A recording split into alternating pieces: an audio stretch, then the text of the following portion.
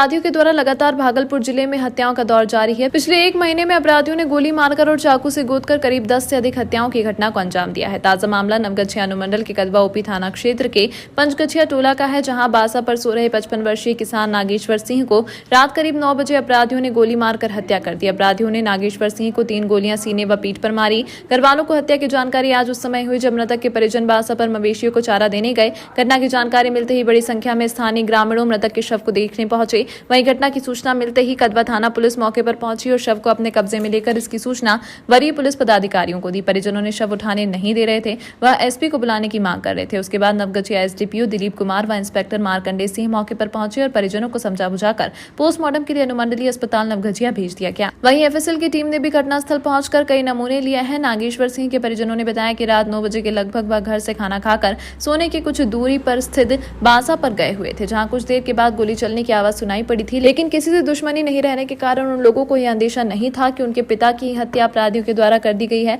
आज सुबह जब बासा पर गए तो वहां उनका शव पड़ा था। घटना के बाद परिजनों का रो रो कर बुरा हाल है। घटनास्थल पर पहुंचे नवगछिया एसडीपीओ दिलीप कुमार ने मामले की छानबीन करते हुए बताया कि अपराधियों का पता लगाया जा रहा है। जल्द ही घटना में संलिप्त अपराधियों का उद्भेदन कर उसकी गिरफ्तारी कर ली जाएगी। वहीं देर शाम मृतक की पत्नी बबीता देवी ने कदवा थाने में एक लिखित आवेदन देते हुए गांव के ही कुल 9 लोगों को आरोपी बना प्राथमिकी दर्ज कराई है, जिसमें घटना के कारणों का जिक्र करते हुए कहा गया है कि मृतक यानी उसके पति तांत्रिक विधि से झाड़ फूंक का काम करते थे।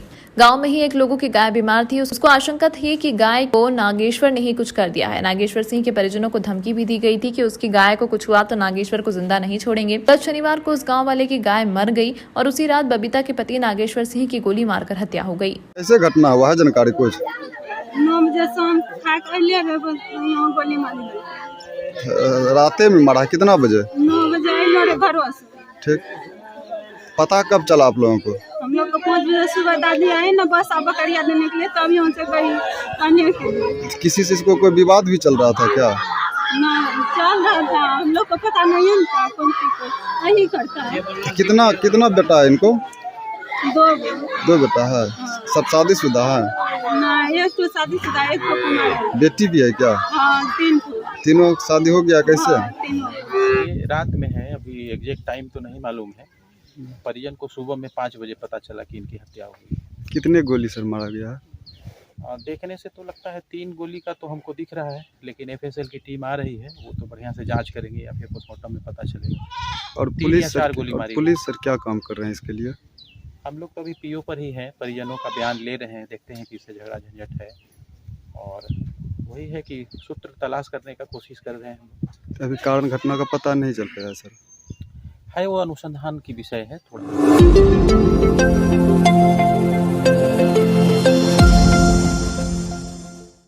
भागलपुर बरारी थाना क्षेत्र के मंचघाट से दियारा भैंस चराने ले जा रहे 2 चरवाहे सहित 2 दर्जन से अधिक भैंस गंगा नदी की तेज धार में बह गई, जिसके बाद काफी संख्या में ग्रामीणों की भीड़ मंचघाट पर जमा हो गई है। दूसरी ओर सदर अनुमंडल पदाधिकारी सहित कई थानों की पुलिस घटनास्थल पर कैंप किए हुए है। वहीं एसडीआरएफ की टीम के द्वारा रेस्क्यू अभियान चलाया जा रहा है। गंगा में लापता हुए कारू और सिकंदर की खोज एसडीआरएफ टीम के द्वारा लगातार की जा रही है।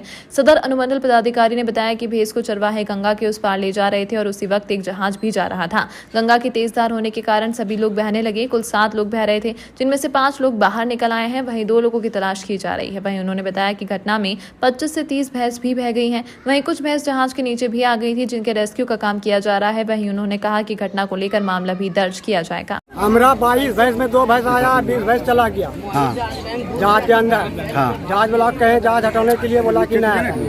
हाँ। कहाँ लेकर के जा रहे थे? कहाँ ले जा रहे थे? अपना खेत में जो है ना ऊपर में। हाँ। वहाँ सोचे कि जाके बतौन दे देंगे, वहीं चराएंगे। जैसे कि बता रहे हैं लोग कि यहाँ से लोग भैंस के माध्यम से जो यहाँ पर के जो लोकल थे वो जाते थे, पार करा के शायद उधर चढ़ने वगैरह के लिए ले जाते थे। आज पानी में करंट ज़्यादा है और बता रहे हैं कि 25-30 से ज़्यादा की संख्या में ये लोग, मतलब भैंसों की संख्या थी और लगभग 8 लोग थे जो साथ में थे और वो लोग क्रॉस कर रहे थे। बीच से एक स्टीमर भी क्रॉस कर रही थी और शायद पानी का बहाव तेज़ होने के कारण सभी भैंसें जो थे उसमें स्टीमर में जाके फंस गई और उसी में ये दुखद घटना घटी है।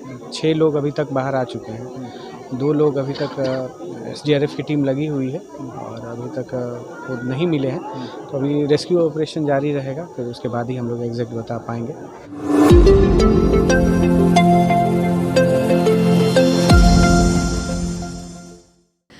प्रदेश के साथ साथ भागलपुर में लगातार बढ़ रहे डेंगू के मरीजों की संख्या को देखते हुए जहां अस्पतालों में तैयारी की जा रही है, वहीं दूसरी ओर नगर निगम की ओर से भी फॉगिंग की व्यवस्था हर एक वार्ड में रोटेशन के तहत की जा रही है, जिससे डेंगू के मच्छरों से शहरवासियों को बचाया जा सके और डेंगू से बचाव हो सके। इसको लेकर लगातार भागलपुर नगर निगम क्षेत्र के 51 वार्डों में फॉगिंग की जा रही है। नगर आयुक्त डॉक्टर योगेश सागर ने बताया कि पूजा के समय से फॉगिंग शुरू कर दी गई थी, लेकिन अब लगातार इसे बढ़ा दिया गया है। डेंगू को देखते हुए लगातार यह अभियान चलाया जा रहा है। मच्छरों से जो भी बीमारियां हैं उनके बचाव के लिए नगर निगम द्वारा पूरे शहर के सभी वार्डों में फॉगिंग का जो रोस्टर है वो तैयार कर लिया गया है।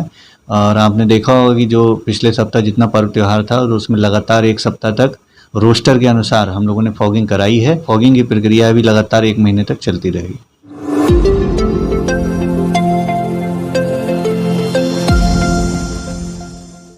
भागलपुर जिले के सीटेट और बीटेट पास अभ्यर्थी शिक्षक कांग्रेस विधानमंडल दल के नेता और भागलपुर विधायक अजीत शर्मा से उनके आवास पर मिलने पहुंचे और अपनी कई परेशानियों को साझा किया। उनका कहना था कि भागलपुर में तकरीबन 4 से 5 लाख उम्मीदवार सीटेट और बीटेट की परीक्षा पास करके वर्षों से भटक रहे हैं। जल्द से जल्द इस पर संज्ञान लेकर नौकरी दिलाने की पहल की जाए। उन लोगों ने राजनीतिक फंडे पर कटाक्ष करते हुए कहा कि एनडीए की सरकार जिस तरह वादा करके हम लोगों को बरगलाने का काम कर रही थी, उसी तरह तेजस्वी की सरकार भी हम लोगों के साथ छल कर रही है। कुल मिलाकर यह कह सकते हैं कि एनडीए की सरकार भी युवाओं के लिए फेल है और महागठबंधन की सरकार भी युवाओं को तरजीह नहीं दे रही है, सिर्फ वायदे करने का काम कर रही है। जमीनी स्तर पर कुछ भी नहीं हो रहा। वहीं भागलपुर विधायक अजीत शर्मा ने कहा, मैं आपकी बातों से ऊपर तक पहुंचाऊंगा और उम्मीद है जल्द इस पर कार्य किया जाएगा। विधायक अजीत शर्मा जी से मिलने आए थे, चूँकि हम लोग का 7वें चरण का प्राथमिक शिक्षक बहाली का मामला है।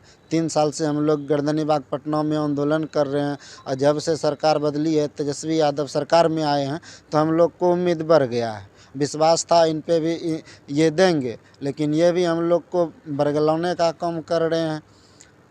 बोले थे पहली कलम से 10 लाख देंगे, लेकिन अभी तक कोई कलम नहीं चला है। उम्मीद करते हैं तेजस्वी भैया से, माननीय विधायक जी के माध्यम से, कि कलम खोजिए और चलाइए सर। हम लोग 3 साल से रोड पे घूम रहे हैं।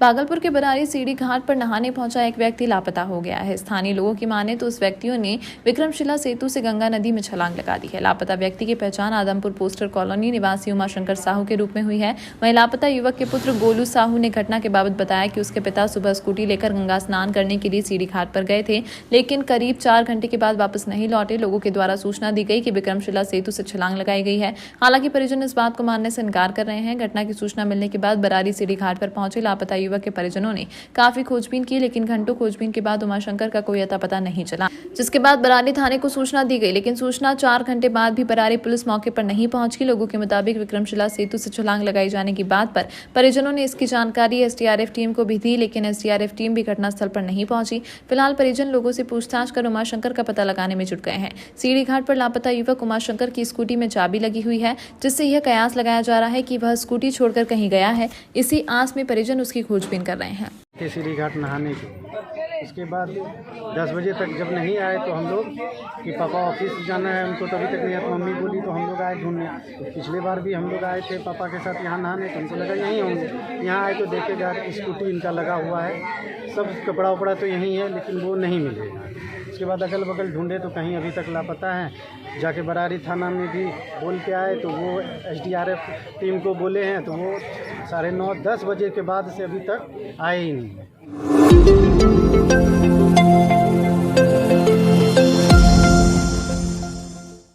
डाक विभाग देश के सबसे पुराने विभागों में से एक है, जो कि देश के सामाजिक आर्थिक विकास में एक महत्वपूर्ण भूमिका निभाती है।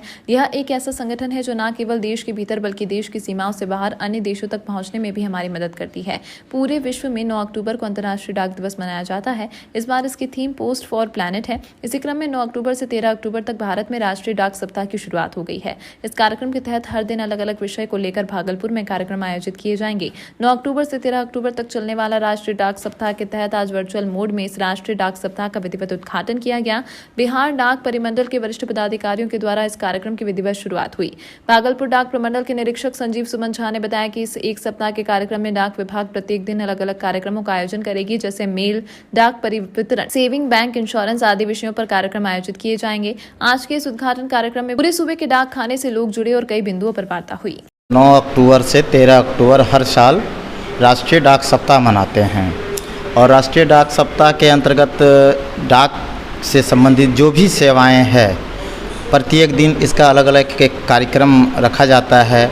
मेल का है, डाक वितरण का है, फिलाटेली का है, सेविंग्स बैंक का है, इंश्योरेंस का है, और हर डेट को अलग अलग हम लोग जो है इसको क्रियान्वित करते हैं।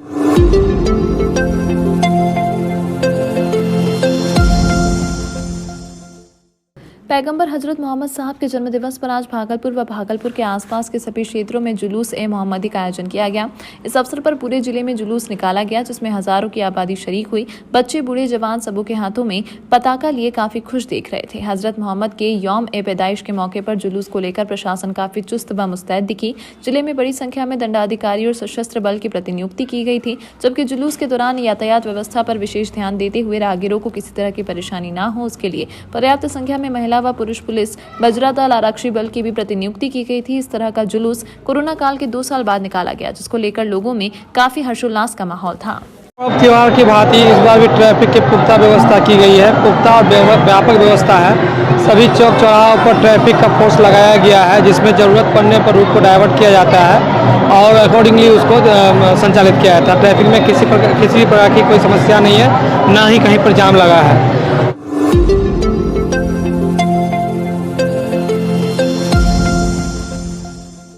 भागलपुर जिला अंतर्गत सुल्तानगंज प्रखंड के खानपुर पंचायत के हाई स्कूल प्रांगण में श्रम संसाधन विभाग के द्वारा शिविर का आयोजन किया गया। श्रम संसाधन विभाग के श्रम प्रबंधन पदाधिकारी अभिनव आलोक की अध्यक्षता में आयोजित शिविर के दौरान 16 महिलाएं एवं पुरुषों को श्रम संसाधन विभाग के द्वारा लेबर कार्ड का प्रमाण पत्र वितरण करते हुए सभी लेबर मजदूरों को फूल माला पहनाकर सम्मानित किया गया। इस दौरान श्रम संसाधन विभाग के श्रम प्रवर्तन पदाधिकारी अभिनव आलोक ने सभी श्रमिक मजदूरों को सरकार के अंतर्गत चल रहे श्रम संसाधन विभाग की 16 प्रकार की योजनाओं के बारे में विस्तार से बताते हुए सभी योजनाओं से लाभ लेने की बात कही। इस दौरान हेमंत कुमार, शिवनारायण साहब, धर्मेंद्र सिंह, नागेंद्र कुमार, पिंटू कुमार, विजय कुमार सहित कई ग्रामीण एवं श्रमिक मजदूर मौजूद थे।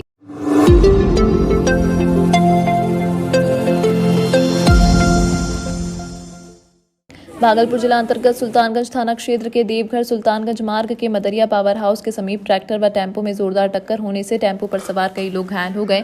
घायलों को स्थानीय लोगों ने पुलिस की सहायता से आनन फानन में सुल्तानगंज रेफरल अस्पताल पहुंचाया, जहां बुरी तरह से जख्मी आधा दर्जन लोगों को बेहतर इलाज के लिए भागलपुर मायागंज अस्पताल रेफर कर दिया गया।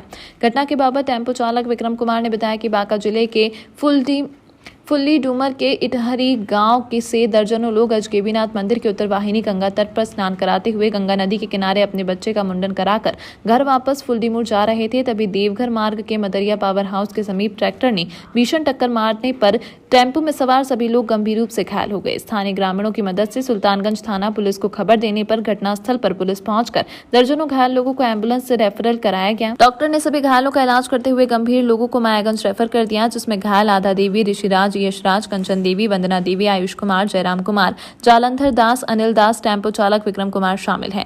यह सभी बांका जिले के फुल्ली डूमर के इटहरी गांव के रहने वाले हैं। डॉक्टर ने आधा देवी को गंभीर घायल देखते हुए मायागंज रेफर कर दिया है। पूरे घटना को लेकर पुलिस छानबीन में जुट गई है। पावर हाउस के पास, पावर हाउस देवघर रोड में। बाद में उनको पता चला, जब आए तो हमारे परिजन हुए। जी पता चला कि ऐसे घटना हो गया। हम लोग आए। क्या चीज़ से धक्का मारा है? तो ट्रैक्टर से मारा। ट्रैक्टर ने ठोक दिया टेम्पो में। ट्रैक्टर और टेम्पो? ट्रैक्टर टेम्पो में। तो आप लोग टेम्पो पर सवार थे? जी। कितने लोग घायल हुए हैं? पूरे जितना बैठा हुआ 7-8 आदमी। जी।